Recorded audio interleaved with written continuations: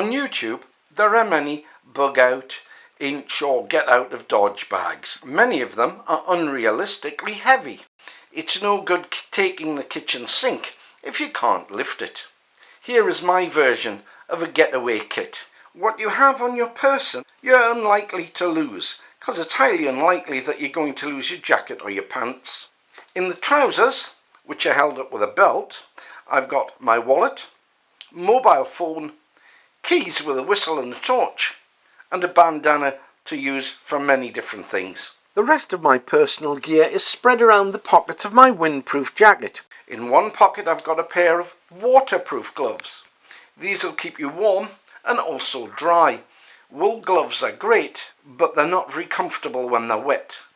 In the other pocket I take a baseball cap, a thin waterproof one for the summer and a thicker, warmer one for the winter. To keep the warm winter one dry, I use the hood on my waterproof jacket. I also carry a neck over and another lighter. In my top left hand pocket I carry a power bank, principally for charging my mobile phone. I also carry a survival tin and a head net should I be camping near the water, and some earplugs should I be sleeping in shared accommodation. In my right hand pocket I have a torch with spare batteries, a notepad and pencil and a compass. Around my neck I have a USB stick with all the important documentation from home carried on it. For footwear I wear a pair of lighter weight Gore-Tex lined hiking boots. To help keep the bottom of my trousers dry, I've got some thin Gore-Tex short gaiters. Although the pockets look bulky when you've got all this kit in, it's easy enough to carry. It's not an excessive load. Before you start packing, or even thinking about which rucksack to use, carefully decide on the gear you really need and you really want to carry. You need to carry a complete change of clothes and an extra spare pair of socks. I've got mine in the plastic bottles to have a quickly accessible dry pair. If I'm using a wood fire, I'll have lots of cotton and wool clothes. If I'm using a stove, I can have more artificial man-made fibre clothes. I have the option to use a tent or a shelter sheet and all its accessories. The shelter sheet is better if you have to move quickly. It's easy to take down and it can be stowed away without much care.